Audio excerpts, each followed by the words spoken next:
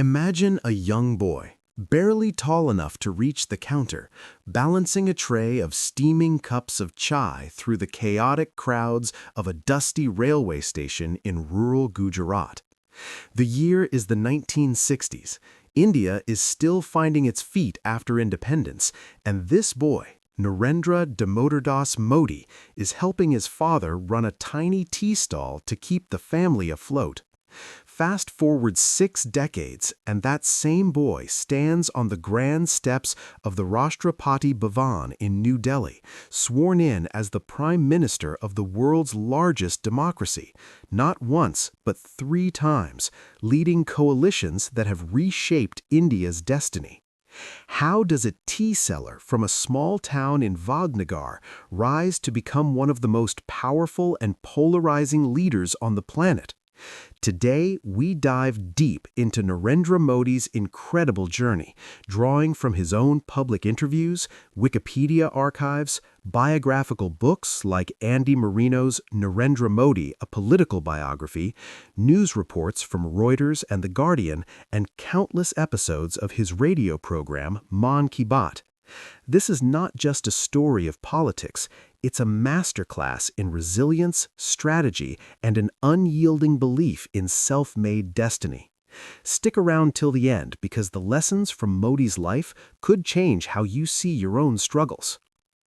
Let's rewind to the very beginning, to 17th September 1950 in the ancient town of Vadnagar in Mehsana district of Gujarat.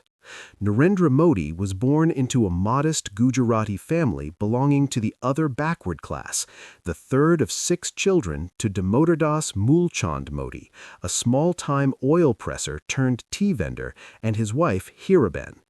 The family lived in a simple 3-roomed mud brick house in a narrow lane where survival was a daily grind.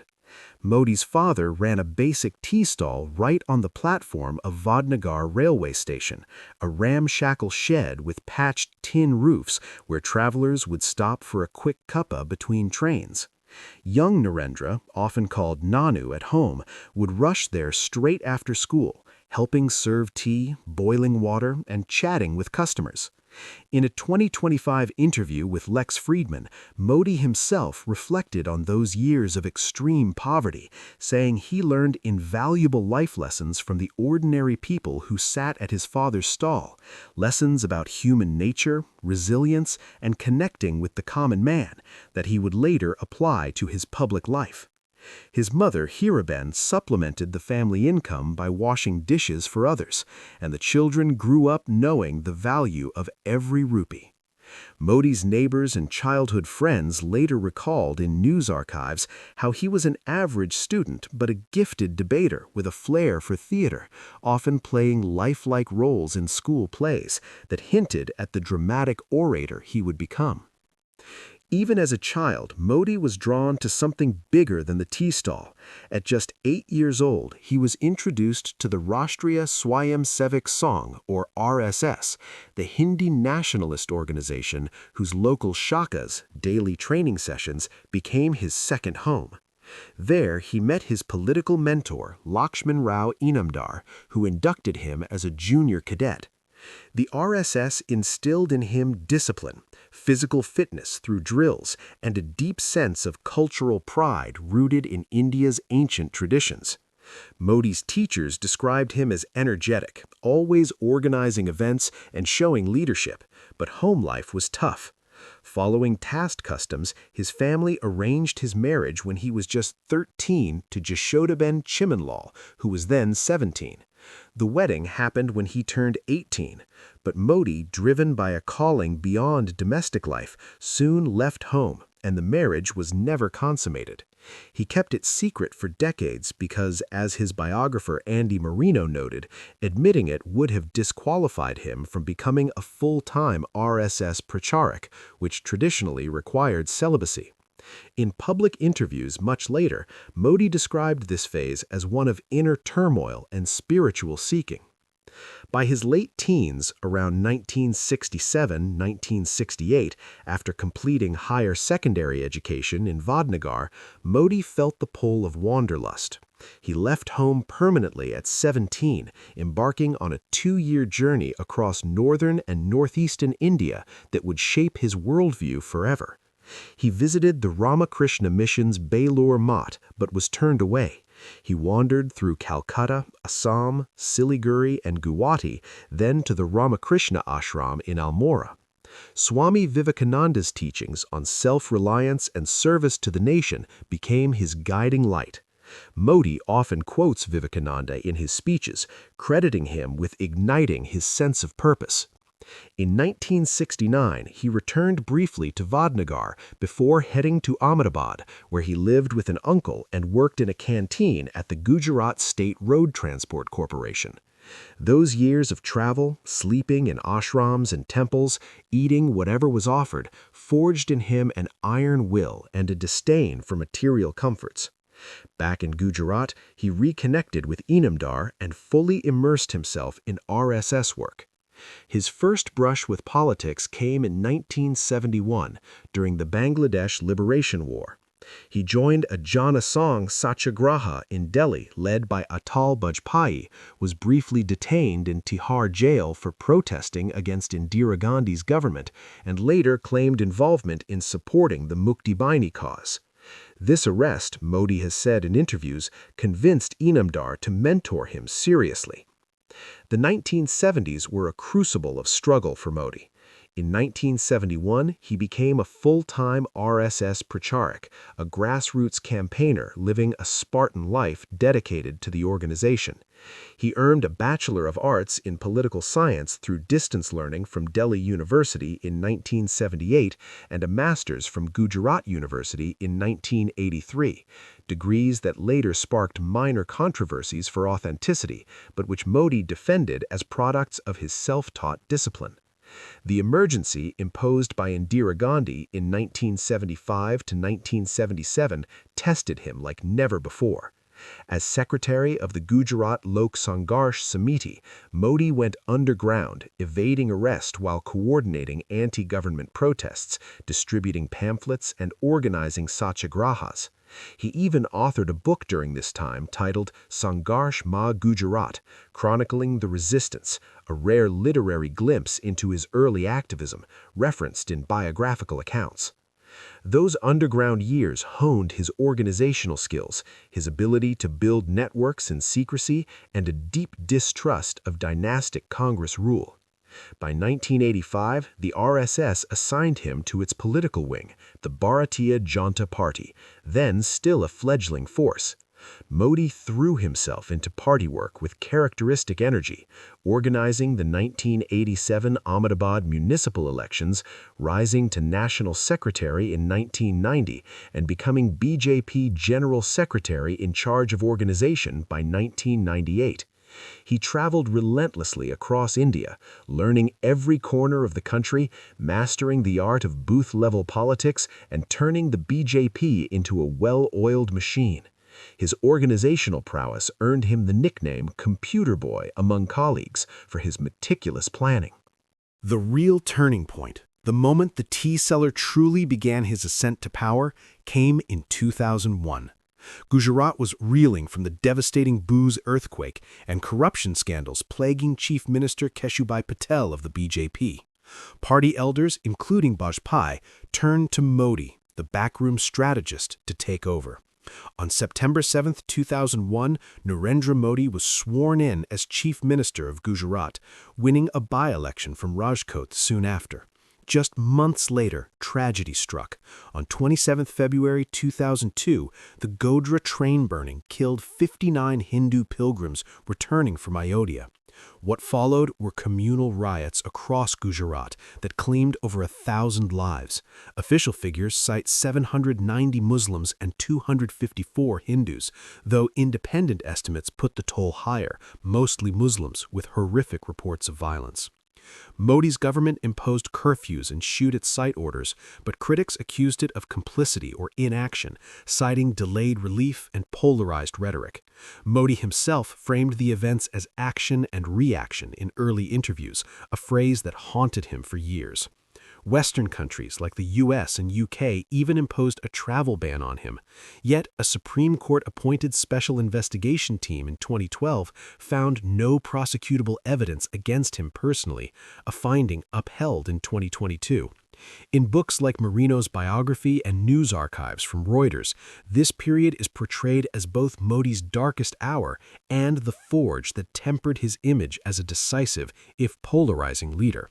He pivoted hard toward development, launching the vibrant Gujarat summits that attracted billions in investment, reforming electricity through Jyotigram Yojana, and pushing BT cotton and groundwater projects.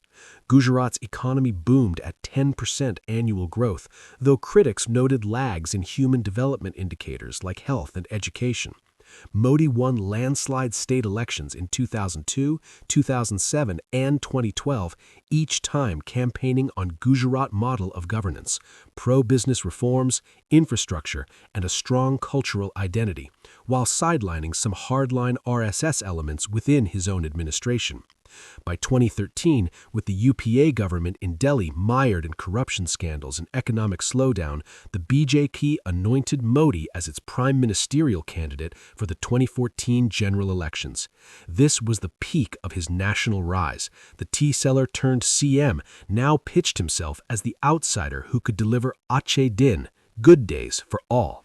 His campaign was revolutionary, using holographic 3D rallies to reach millions, social media blitzes, and the famous Chai Pe Charcha webcasts, where he invited citizens to discuss issues over virtual tea, directly evoking his childhood. In public interviews, Modi downplayed the riots, emphasizing development and anti-corruption. The results were historic. On 16 May 2014, the BJP won 282 seats outright, the first single-party majority since 1984, and Modi swept to power as prime minister on 26 May 2014, taking oath in a simple kurta at Rashtrapati Bhavan. He chose Varanasi as his Lok Sabha seat, symbolically linking ancient Kashi with his Gujarat roots. His second term in 2019 saw the NDA secure 353 seats, and even in 2024, despite a reduced majority, the NDA formed government with Modi at the helm for a third consecutive time, a feat only Jawaharlal Nehru had achieved before him. As Prime Minister, Modi's peak years were defined by bold, transformative policies mixed with fierce controversies that tested his leadership. Economically, he launched Make in India to boost manufacturing, eased foreign investment rules, and introduced the Goods and Services Tax in 2017, unifying India's fragmented tax system after decades of debate. The Swachh Bharat mission, kicked off on Gandhi's birth anniversary in 2014, built millions of toilets and is credited by the WHO with averting thousands of deaths from open defecation. Ujjwala Yojana gave free LPG connections to poor rural women, while infrastructure spending skyrocketed, roads, airports, and high-speed rails. Yet the November 8, 2016 demonetization of 500 and 1,000 rupee notes aimed at curbing black money and terror funding caused massive cash shortages, job losses estimated at 1.5 million, and a temporary GDP hit, drawing sharp criticism for poor planning. The 2020 farm laws, intended to liberalize agriculture, sparked year-long protests by farmers fearing corporate takeover. Modi eventually repealed them in a rare policy U-turn. Socially and politically, the 2019 abrogation of Article 370 stripped Jammu and Kashmir of special status, integrating it fully into India amid a communications blackout, a move hailed by supporters as ending separatism but condemned by opponents as eroding federalism. The Citizenship Amendment Act of 2019, fast-tracking citizenship for non-Muslim refugees from neighboring countries, ignited nationwide protests and the 2020 Delhi riots that killed 53, mostly Muslims. Critics, citing news archives and human rights reports, accused his government of majoritarian policies favoring Hindu nationalism, centralizing power and weakening institutions, labels Modi has always rejected, framing them instead as correcting historical wrongs and prioritizing national security. The COVID-19 pandemic hit during his second term, exposing both strengths and vulnerabilities. Modi's government imposed one of the world's strictest lockdowns in March 2020, ramped up vaccine production through the world's largest inoculation drive, and provided free food grains to millions. But the devastating second wave in 2021 led to oxygen shortages, mass cremations, and independent estimates of up to 4.7 million deaths, far higher than official figures, sparking global scrutiny. Through it all, Modi's Mann Ki Baat radio program, which he started in 2014 and now has crossed 130 episodes, became his direct line to the people. In episode after episode, he shares personal stories, celebrates ordinary heroes, and reflects on his journey from the tea stall to the world stage, often quoting how every challenge taught him patience and public service. Foreign policy saw him pivot India toward multi-alignment, closer ties with the U.S., ending the visa ban, historic deals with Russia for S-400 missiles, the 2023 G20 summit where India hosted the world and welcomed the African Union, and strong relations with Israel and the UAE. He addressed the UN, pushed climate goals like net zero by 2070, and launched the International Solar Alliance. Yet border clashes with China in 2020 and responses to global crises tested his diplomatic agility. Now, as we look at Narendra Modi's legacy after over a decade in power, it's clear he has irrevocably changed India. He's the longest-serving non-Congress prime minister, with approval ratings consistently above 70% in polls, transforming the BJP into a dominant force and shifting national discourse towards economic self-reliance, cultural revival, and assertive global standing. Supporters credit him with lifting millions out of poverty through direct benefit transfers, Digital India initiatives, and infrastructure that connected villages to markets.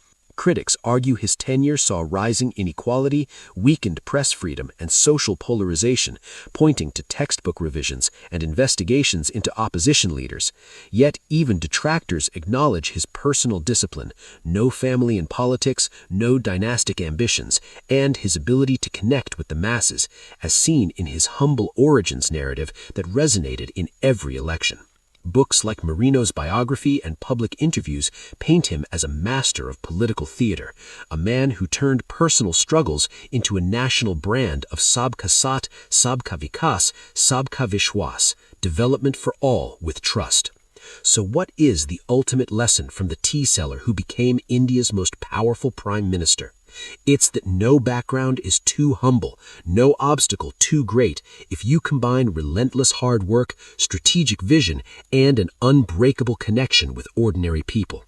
Modi's life teaches us the power of self-belief forged in poverty, the importance of grassroots organization over glamour, and that true leadership means serving without seeking personal glory, values he first learned stirring chai at a railway station and later echoed in Mann Ki Baat when he said the people are his real masters. In a world of inherited privilege, this story reminds every young dreamer watching this: start where you are, serve with sincerity, and let your actions speak louder than any dynasty. Whether you agree with his policies or not, Narendra Modi's rise proves that India's democracy still rewards those who rise on merit, grit, and the will to transform a nation. If this journey inspired you, hit that like button, subscribe for more untold stories of leaders, and drop in the comments what lesson from Modi's life will you carry forward. Until next time, keep dreaming big, because the next tea seller could be tomorrow's prime minister.